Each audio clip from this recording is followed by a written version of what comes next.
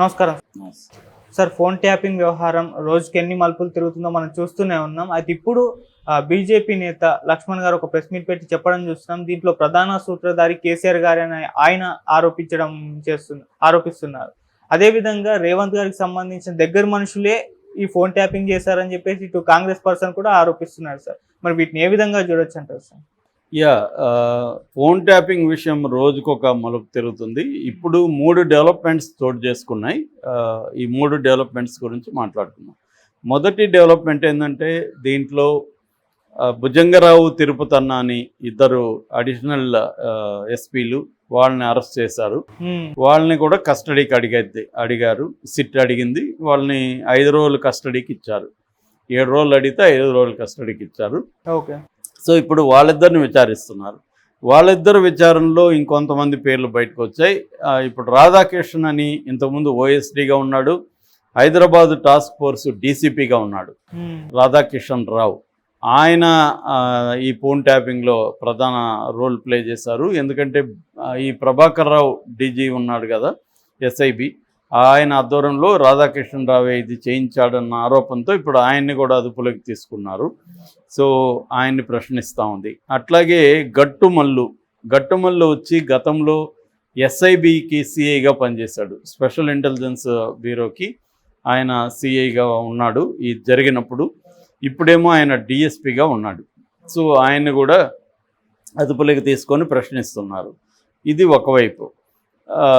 ఇక రెండవ వైపు చూసుకున్నప్పుడు బీజేపీ ఓబీసీ మోర్చా జాతీయ అధ్యక్షుడు లక్ష్మణ్ ఒక సంచలనమైన ఆరోపణ చేశాడు. అదేంటంటే ఇది క్లియర్గా పోలీస్ అధికారులు చేసిన ఫోన్ ట్యాపింగ్ కాదు, కేసీఆర్ చేసిన ఫోన్ ట్యాపింగే. కేసీఆర్ ఏంటంటే రాజకీయ ప్రత్యర్థుల్ని ఫోన్ ట్యాప్ చేసి వాళ్ళ విషయాల్ని కనుక్కొని తన ఎలక్షన్లో గెలవడానికి ఆ ఇన్ఫర్మేషన్ ఉపయోగించుకోవడానికి పన్నిన కుట్ర ఇది కేసీఆర్ని అరెస్ట్ చేయాలి. మన రేవంత్ రెడ్డి ఏమో లీక్ వీరుడే కానీ అతను గ్రీక్ వీరుడు కాదు, లీకులు ఇస్తున్నాడు తప్ప ఎవరి మీద చర్యలు తీసుకునే పరిస్థితి కనిపించట్లేదు. అందుకని దీన్ని సిబిఐకి అప్పగించాలి అని బీజేపీ డిమాండ్ చేస్తుంది. ఇప్పుడు కానీ బీజేపీ డిమాండ్ ప్రకారం కానీ సిబిఐకి కానీ అప్పగిస్తే ఆల్రెడీ మోడీ ప్రభుత్వం కేసీఆర్ మీద గరంగా ఉంది కాబట్టి కేసీఆర్ని కూడా రేపు పొద్దున్న అదుపులోకి తీసుకునే సిబిఐ విచారణ మొదలైతే కేసీఆర్ని కూడా అరెస్ట్ చేసే అవకాశాలు లేకపోలేదు అన్న ఒక స్పెక్యులేషన్ బయలుదేరింది. అదే నిజమైతే మాత్రం కేసీఆర్ సీరియస్గానే ఇబ్బందులు పడే అవకాశం ఉంది.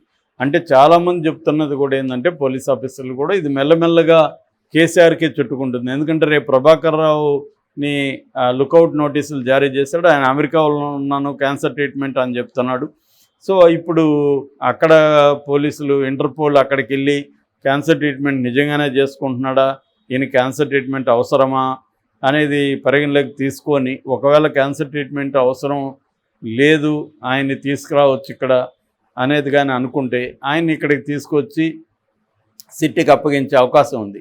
అప్పుడు సిట్ ఆయన్ని ప్రశ్నిస్తుంది. ఆయన ప్రశ్నించినప్పుడు ఆయన ఆల్రెడీ పోలీసులకు ఫోన్ చేసి ఏం చెప్పాడంటే, అరే భయ్ మీరు ఎలాగా ప్రభుత్వం చెప్తే చేస్తున్నారో మేము కూడా ప్రభుత్వం చెప్తే చేసామంటాడు.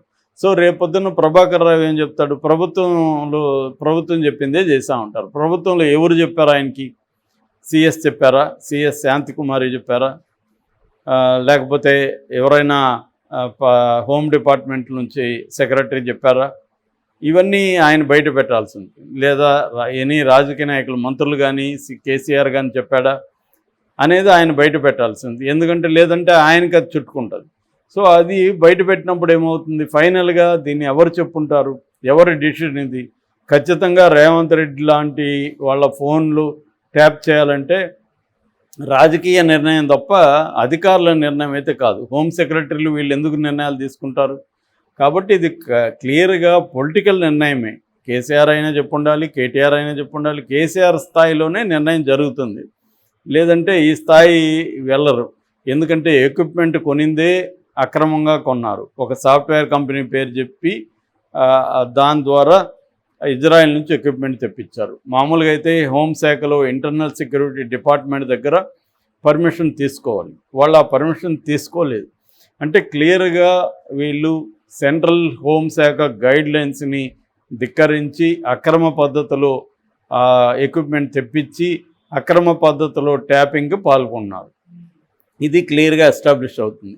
దీనివల్ల లక్ష్మణ్ ఇంకోటి కూడా చెప్పాడు, దీన్ని పోలీసులు ఉపయోగించుకొని తాము డబ్బులు సంపాదించుకున్నారు అని. అది కూడా జరిగింది. ఎందుకంటే పోలీసులు ఏం చేశారు, ఈ ఒకసారి నువ్వు అలౌ చేసినాక, నువ్వు అలౌ చేసిందే ఇల్లీగల్ యాక్టివిటీ చేయమని నువ్వే పోలీసులకు చెప్పినప్పుడు పోలీసులు దాన్ని ఉపయోగించుకొని తమ మేలు కోసం చేస్తారుగా. ఎవడైనా తమ మేలు కోసం చేసినా గవర్నమెంట్ కంట్రోల్ చేయలేదు, ఎందుకంటే నువ్వే కదా ఇల్లీగల్గా చెప్పావు. కాబట్టి పోలీసులు ఏం చేశారు, ఎందుకంటే పోలీసులకు కూడా రిస్క్ ఉంది కాబట్టి వాళ్ళు ఏం చేశారు, దీన్ని ఉపయోగించుకొని హవాలా, రియల్ ఎస్టేటు, జ్యువెలరీ, ఎక్కడెక్కడైతే బ్లాక్ మనీ ఉందో వాళ్ళ మీద అంతా చేశారు. సో దాంట్లో వాళ్ళ బ్లాక్ మనీ అంతా బయటకు వచ్చింది. పాజిబుల్గా అయితే పాజిబుల్ ఇది, ఎందుకంటే నయం కూడా ఇదే పద్ధతిలో చేశాడు. నేను నయం మీద రీసెర్చ్ చేసినప్పుడు కూడా ఇట్లాంటి విషయాలే బయటకు వచ్చాయి. అప్పుడు కూడా నక్సలైట్ని పట్టుకోవాలనే పేరుతో పోలీసులకు విచ్చలవిడ అధికారాలు ఇవ్వడంతో, లేదా కొన్ని వేల కోట్లు అందరూ కలిసి డబ్బులు తినేశారు. అదే పద్ధతిలో జరుగుతుంటుంది. ఎప్పుడైనా పోలీస్ డిపార్ట్మెంట్కి నువ్వు ఎప్పుడైతే చట్టాన్ని అతిక్రమించి పనిచేయమని నువ్వే చెప్తావో, వాళ్ళు దాన్ని ఉపయోగించుకొని వాళ్ళు, ఎందుకంటే వాళ్ళకు కూడా రిస్కే కదా. ఇప్పుడు వాళ్ళకేమి ఫోన్ ట్యాపింగ్ చేయాలని ఏమి లేదుగా రేవంత్ రెడ్డి మీద, పోలీసుల తప్పు ఏం లేదు కదా, వీళ్ళు చెప్తే చేశారు. కానీ పోలీసులు తప్పు ఎక్కడుంది, లీగల్గా వీళ్ళు చేయమన్నా కూడా లీగల్గా మీరు రిటర్న్ ఆదేశాలు ఇవ్వండి, లీగల్గా మేము చేయలేము అని అడగాలి వీళ్ళు. కానీ అడిగితే మళ్ళీ వీళ్ళు ఎక్కడ మనల్ని పనిష్మెంట్ ఇస్తారని వీళ్ళు అడగరు. కానీ ఈ ఎపిసోడ్ నుంచి ఇప్పుడు పోలీసులు నేర్చుకోవాల్సింది ఏంటంటే, ఏ ప్రభుత్వం చెప్పినా ఇల్లీగల్గా ఉంటే చేయము అని చెప్పేయగలగాలి. అంతేగాని ఇల్లీగల్గా ఉంటే చేస్తే రేపొద్దున ప్రభుత్వాలు మారగానే వీళ్ళు ఇరుక్కుంటారు. సో ఇప్పుడు ఆంధ్రప్రదేశ్లో కూడా అదే జరుగుతుంది. జగన్ కోసం చాలామంది పోలీస్ ఆఫీసర్లు ఇష్టం వచ్చినట్టు ప్రవర్తిస్తున్నారు. రేపొద్దున తెలుగుదేశం కూటమి అధికారంలోకి వచ్చినప్పుడు ఖచ్చితంగా వాళ్ళే ఇరుక్కుంటారు. సో ఇక్కడ కూడా అదే జరిగింది. సో ఇప్పుడు రేవంత్ రెడ్డి ఇది చేస్తున్నాడు. అయితే ఇక్కడ ఇంకొక కోణం ఏంటంటే, బక్క జక్సన్, ఆయన మాజీ ఏఐసిసి ప్రధాన కార్యదర్శిగా ఉన్నారు.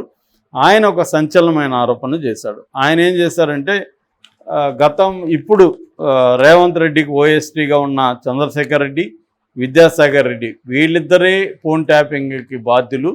అప్పుడు వీళ్ళిద్దరే దీన్ని గైడ్ చేశారు. ఇప్పుడేమో రేవంత్ రెడ్డి పక్కనే ఉన్నారు వాళ్ళు. కాబట్టి ఇది రేవంత్ రెడ్డికి దగ్గరగా ఉన్న వాళ్ళే ఫోన్ ట్యాపింగ్ చేశారు అని ఆయన ఆరోపిస్తున్నారు.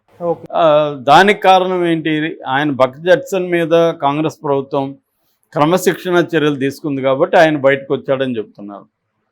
మరి ఆయన దగ్గర ఏం ఆధారాలు ఉన్నాయి? ఇప్పుడు రేపొద్దున సిట్ ఆయన కూడా పిలిచే అవకాశం ఉంది. అరే భయ్, నువ్వు వీళ్ళిద్దరూ చేసిన దానికి నీ దగ్గర ఏం ఆధారాలు ఉన్నాయి? ఆధారాలు లేకపోతే ఆయన మీద కూడా కేసు పెడతారు. ఎందుకంటే ఒక తప్పుడు ఆరోపణ చేసి ప్రజల్ని మిస్గైడ్ చేస్తున్నాడు కాబట్టి ఆయన కూడా పెట్టే అవకాశం ఉంది కేసులు. అయితే ఆయన ఏం చెప్తున్నాడంటే, నేను యాంటీగా ప్రవర్తించట్లేదు, రేవంత్ రెడ్డి కాంగ్రెస్కి వ్యతిరేకంగా ఉన్నాడు. యాక్చువల్గా రాహుల్కి ప్రధాన శత్రువు మోడీ.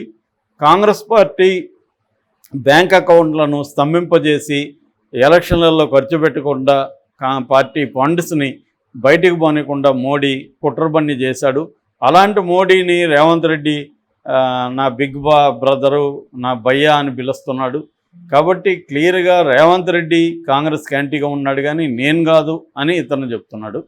మరి ఈ విషయం బయటకు వస్తుందా, ఈ విషయం ఎలా డీల్ చేస్తారు కాంగ్రెస్ పార్టీ అని చూడాలి. ఎందుకంటే ఇది కాంగ్రెస్ పార్టీ నిజంగానే దీన్ని లాజికల్ ఎండ్కి తీసుకెళ్తుందా, ఊరికే ఎలక్షన్ల కోసం ఉత్తిగా డ్రామా ఆడుతుందా?